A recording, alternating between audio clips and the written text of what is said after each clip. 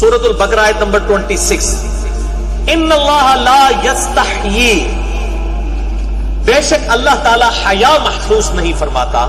اللہ کو کوئی کسی سے ڈگری ویریفائی کروانے کی ضرورت نہیں ہے، کوئی اللہ تعالیٰ کو اپنا علم ویریفائی کروانے کی ضرورت نہیں، اللہ کو کوئی حیا نہیں اس مسئلے میں.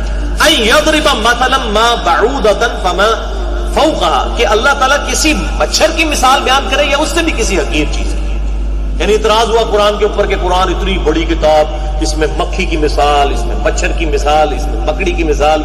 اللہ تعالیٰ فرماتا ہے ہمیں کوئی آر نہیں ہے، ہمارا مقصد کسی سے اپنی کوئی یعنی علمی دھونس کسی پہ ڈالنا نہیں ہے، مقصد بات سمجھانا ہے، پبلک لیول پہ اتر کے بات سمجھائی جائے گی. فَأَمَّا الَّذِينَ آمَنُوا فَيَعْلَمُونَ أَنَّهُ الْحَقُّ مِنْ رَبِّهِمْ، تو جو بات ماننے والے ہیں وہ خوب بات یہ سمجھ لیتے ہیں کہ جو کچھ ہے یہ اللہ کی طرف سے جو نازل ہوا ہے، ان کے رب کی طرف سے یہ حق با مقصد اور سچی بات ہے. وَأَمَّا الَّذِينَ كَفَرُوا، اور جو بات کا انکار کرنے والے ہیں، دل بے ایمان تھے اجتا ٹیر، جن کے دل میں بے ایمانی ہے ان کے لیے لیم ایکسکیوزز بہت ہے. فَيَقُولُونَ، تو وہ یہ کہتے ہیں مَاذَا أَرَادَ اللَّهُ بِهَذَا مَثَلًا، بھائی اللہ کا کیا ارادہ ہے یہ چھوٹی چھوٹی چیزوں کی مثال بیان کرنے کا. اتنا پڑھا لکھا اللہ، یعنی آج دنیاوی اعتبار سے کہ اللہ تعالیٰ اتنا ایجوکیٹڈ، ساری دنیا کے علوم اسی کے پیدا کیے ہوئے، اتنی بڑی ہستی، اس کو کیا ملتا ہے چھوٹی چھوٹی مکھی اور مچھر اور مکڑی کی مثالیں بیان کر کے. اب اس پہ اللہ تعالیٰ نے الزامی جواب کے طور ٹانٹ کرتے ہوئے تانے کے طور پر بات کی. یضل بہ کثیر ویہدی بہ کثیرا، اللہ تعالیٰ چاہتا ہے اس کے ذریعے بہت سے لوگوں کو گمراہ کر دے اور بہت سو کو ہدایت دے دے. کیا مطلب؟ جو بات مان لے وہ ہدایت والا، جو اس کا مذاق ہی اڑاتا رہے یار اللہ اتنا وڈا ہے کیوں گلا، وہ گمراہی ہوتی. اس کا قطعاً یہ مقصد نہیں ہے کہ قرآن لوگوں کو گمراہ کرتا ہے. جس کا یہ عقیدہ ہے کہ قرآن لوگوں کو گمراہ کرتا ہے وہ پکا کٹر کافر ہے، اور اس کے کفر میں شک کرنے والا بھی کافر ہے. قرآن تو کہہ رہا ہے سورہ البقرہ کے اندر شہر رمضان الذی انزل فیہ القرآن، رمضان کا مہینہ وہ ہے جس میں قرآن نازل ہوا، ھدی للناس، پوری انسانیت کے لیے ہدایت ہے. قرآن میں کہیں نہیں آیا کہ قرآن جو ہے وہ انسانیت کے لیے گمراہ کرنے والی کتاب ہے. نعوذ وبینات من الہدی، اس میں ہدایت کے روشن دلائل ہیں. والفرقان، اور یہ حق اور باطل میں تمیز کرنے والی کتاب ہے. اولڈ ٹیسٹیمنٹ اور نیو ٹیسٹیمنٹ کے بعد اب یہ فائنل ٹیسٹیمنٹ ہے القرآن. تورات اور انجیل کے اوپر بھی المہیمن، نگہبان. اس کے نظریات بھی اس پہ پیش ہوں گے، جو اس کے مطابق ہیں وہ ٹھیک ہیں، جو اس کے مطابق نہیں وہ ٹیمپرڈ ہے، تحریف شدہ. تو اللہ تعالیٰ تو فرما رہا ہے کہ ہمارا مقصد یہ تھا کہ جو بات ماننے والے ہیں وہ مان کے ہدایت پہ آ جائیں، جو نہیں ماننے والے وہ گمراہ ہو جائیں. اور یہاں پہ لوگ کہہ رہے ہیں قرآن بھی ڈائریکٹ نہ پڑھنا گمراہ ہو جاؤ گے، اور یہی آیت پیش کر رہے ہو. تو یہ دیکھو کیسی مت ماری ہوئی ہے، کیا چیز تھی کیا بنا دی. وہ بھی گمراہ وہ ہوئے ہیں جنہوں نے اپنے شوکیسوں کے اندر بخاری سجائی ہوئی ہے اور کبھی عوام کو کھول کے نہیں بتایا کہ بخاری اور مسلم میں نماز کا طریقہ کیا لکھا ہوا ہے. اور جو بیچارہ بخاری اور مسلم کھول کے انہی کے فرقوں کے علماء کے ترجمے ان کی پبلک کو دکھاتا ہے اور ان کے اندر گمراہ ہو گیا جی نہ ٹریک نہ پڑنا. اس کا مطلب ہے کہ ان کے اپنے بزرگ بھی گمراہ ہیں جنہوں نے بخاری مسلم کے ترجمے کیے ہیں.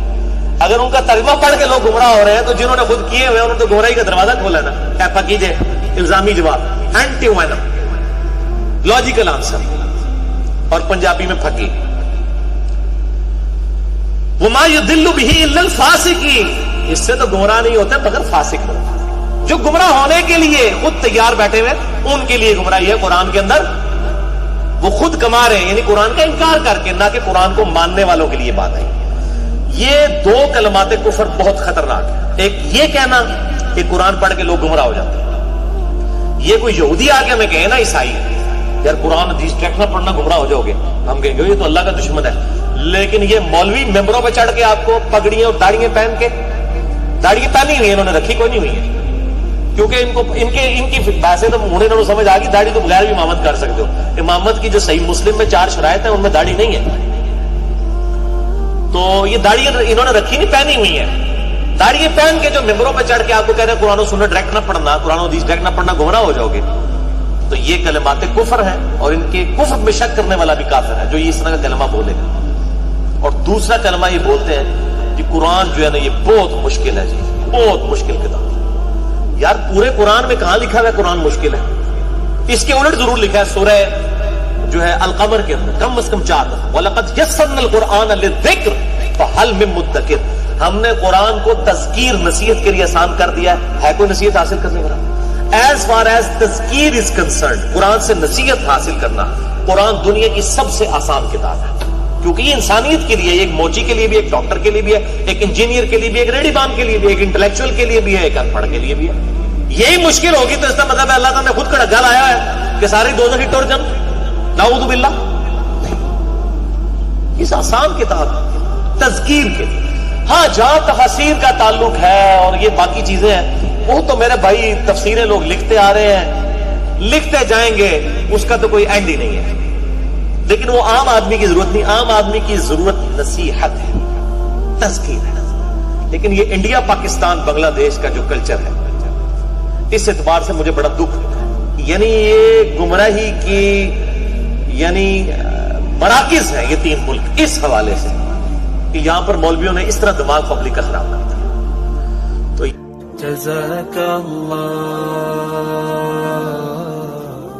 جزاک اللہ، جزاک اللہ،